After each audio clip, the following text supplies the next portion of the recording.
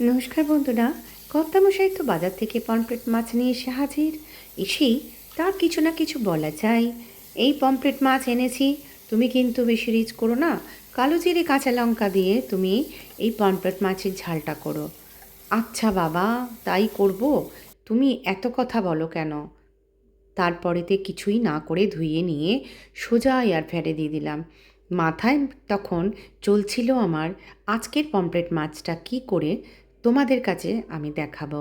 কারণ রোজ দিনই আমি তোমাদের জন্যই একটু হলেও ভাবতে থাকি আমার বন্ধুদের কাছে আমি কিভাবে আজকের এই রান্নাটা রিপ্রেজেন্ট করব।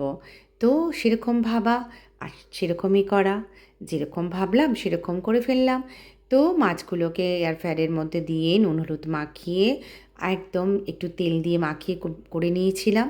আর এদিকে গ্রেভির জন্য আমি একটা পেঁয়াজ আর দুটো টমেটো দিয়েছিলাম। দেওয়ার পর একটু কাশ্মীরি লঙ্কা গুঁড়ো দিলাম, আর তার সাথে সামান্য একটু হলুদ দিতেও পারো, নাও দিতে পারো।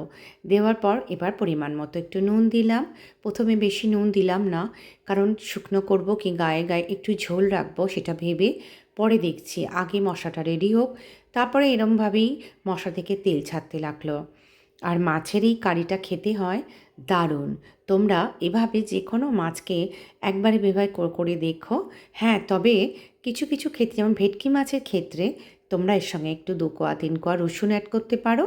আজ যেমন পমফ্রেট মাছে আমি রসুনটা দিলাম না, শুধুই টমেটো আর পেঁয়াজ দিয়ে কাঁচা লঙ্কা দিয়ে করলাম। আর তোমরা এর মধ্যে কালো জিরে ফোড়নটা দিও, কারণ আমি কালো জিরে ফোড়নটা দিতে ভুলে গেছিলাম।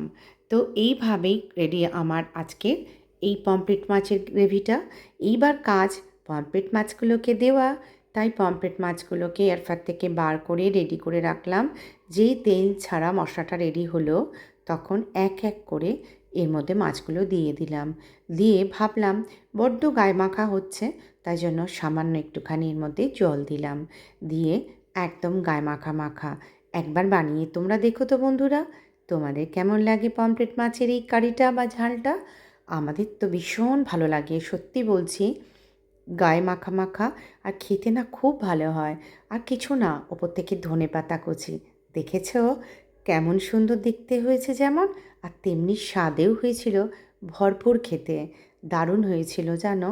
গরম ভাতের সাথে পমফ্রেট মাছের কারিটা যা লাগছিল, অসাধারণ।